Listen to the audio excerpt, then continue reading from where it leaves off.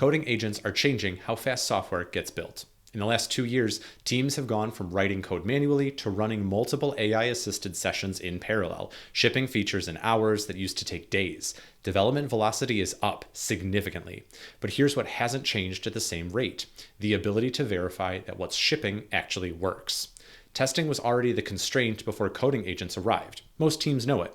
Only 14% of engineering organizations report strong end-to-end test coverage.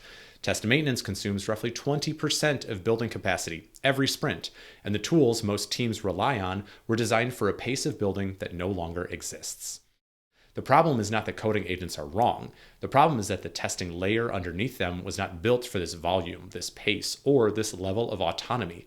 The checks a coding agent runs are narrow. They validate isolated logic, but they don't validate the full user journey. They don't catch the interaction between the new code and the existing system, and they almost never surface what breaks downstream after the merge. This is the quality gap. It's not a new problem, but coding agents have made it wider, faster than most teams have been able to respond to.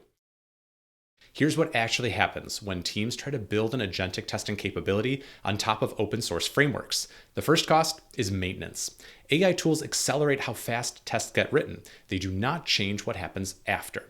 Every test still breaks when the application changes. Every fix still needs a human to review it. At modest scale, with 500 tests and a team of builders pushing changes regularly, that review burden compounds into dozens of hours spent per sprint validating AI-generated patches rather than expanding coverage. The framework generates the fix, your team approves the fix, the cycle never ends. The second cost is infrastructure. An open source framework handles browser execution. Everything else requires assembly, API testing, mobile coverage, accessibility checks, performance validation, parallel execution at scale, cross-browser support, centralized reporting. Each one is a separate tool, a separate integration, a separate maintenance burden. Teams that go this route often find themselves with a testing platform that needs more upkeep than the application their builders were trying to ship. The third cost is the one teams discover last and feel the longest: logic drift. AI-assisted healing is optimized to make tests pass. It is not optimized to preserve what the test was meant to validate. When an element changes and the AI finds an alternative path that produces a passing result, the test turns green. But the behavior it was originally validating may no longer be covered. Over time, green pipelines start to mean less. Trust in the test suite erodes.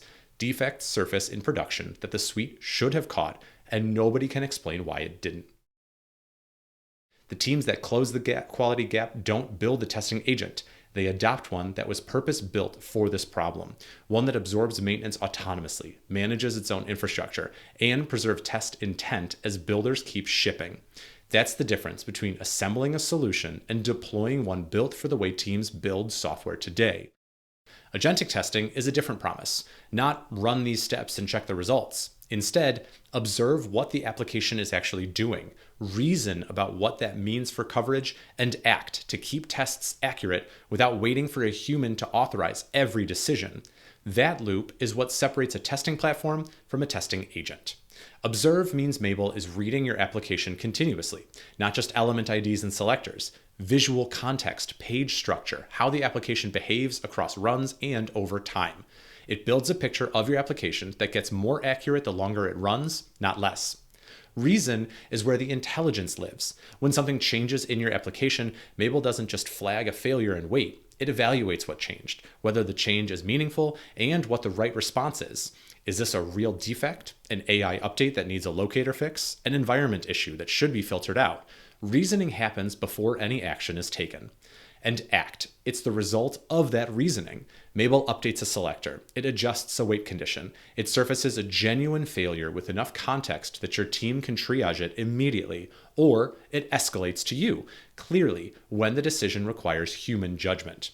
That last point matters more than it might seem. Agentic testing is not about removing humans from the loop. It's about putting humans in the right part of the loop, not reviewing every AI-generated fix, not approving every selector update. Those decisions should be autonomous.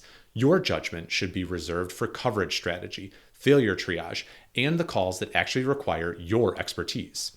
Through the mabl MCP server, mabl connects directly to your coding agent. That means you can trigger test runs, surface failures, and get coverage context without opening a new tab, switching tools, or breaking the flow you're already in. Here's what that looks like in practice. You're working through a feature. Your coding agent has built the code, run its own checks, and is ready to move. Instead of manually going to verify coverage, you ask mabl directly from inside your session. Run the regression suite against the checkout flow. mabl executes, and results come back in line. If everything passes, you keep building. If mabl surfaces a failure, you see it immediately, with enough context to understand what broke and why, not a wall of logs or a link to go investigate somewhere else, the information you need in the conversation you're already having. This is what mabl's role as an independent verification layer looks like in the agentic development workflow. Your coding agent is optimized to build and to tell you things look good. mabl is optimized to find what your coding agent missed. They're not competing, they're complementary. One builds and one verifies, and both stay in the same workspace. mabl covers the full journey, not just the browser tests. Web flows, API responses, mobile experiences, email and PDF validation, database checks, MFA flows. If a real user touches it, mabl can test it. And it does that without asking your team to wire together a stack of separate tools for each test type. That unified coverage is what makes quality scalable. When every test type lives in one platform, you get one place to see what's passing, what's failing, and what's at risk before a release goes out. Not 5 dashboards stitched together, but one source of truth.